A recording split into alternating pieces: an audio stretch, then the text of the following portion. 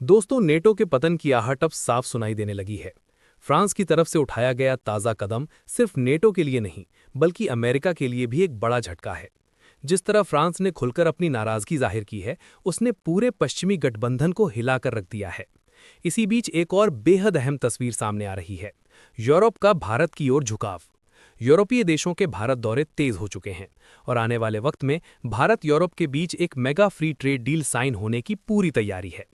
Germany के chancellor Bharat में मौजूद हैं, फ्रांस के राष्ट्रपति भारत आने वाले हैं और अब यूरोपीय यूनियन की प्रमुख कमिश्नर का भारत दौरा भी कंफर्म हो चुका है। सवाल यही है, आखिर ऐसा क्या बदल गया कि यूरोप अमेरिका से दूरी बनाकर भारत के करीब आता जा रहा है? इसका जवाब छुपा है अमेरिका की बदली हुई विदेश नीति में। डोनाल्ड ट्रंप की दूसरी बार सत्ता में आने के बाद एक बात बिल्कुल साफ हो गई। अब अमेरिका पहले जैसा नहीं रहा। अब अमेरिका किसी नियम, किसी समझौते या किसी संगठन से बंद कर चलने को तैयार नहीं है।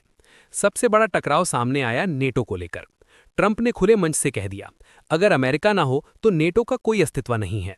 यूरोप के लिए यह बयान किसी झटके से कम नहीं था, क्योंकि नेटो को हमेशा एक बराबरी वाले सैन्य गठबंधन के रूप में देखा गया, न कि अमेरिका के निजी सुरक्षा नेटवर्क के तौर पर।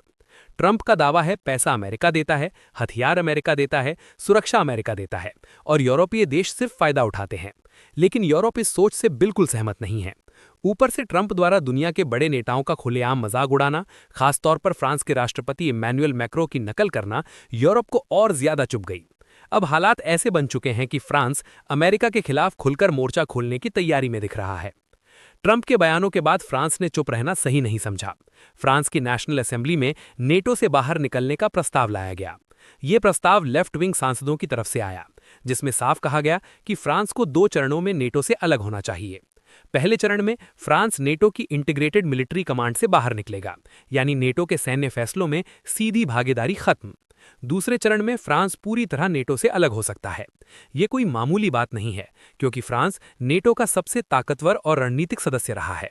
फ्रांस का आरोप है कि ट्रंप की विदेश नीति अंतर्राष्ट्रीय कानून का सम्मान नहीं करती। ग्रीनलैंड को लेकर डेनमार्क को धमकी देना, दूसरे देशों में सैन्य दखल और नेटो सहयोगियों को सार्वजनिक रूप से नीचा दिखाना, ये सब बातें फ्रांस को गहराई से परेशान कर रही हैं। ग्रीनलैंड का मामला इसलिए भी गंभीर है क्योंकि डेनमार्क खुद नेटो का सदस्य है। अगर अमेरिका किसी नेटो देश के इलाके पर ही दबाव बनाता है तो इसका सीधा मतलब है नेटो अंदर से टूट रहा है।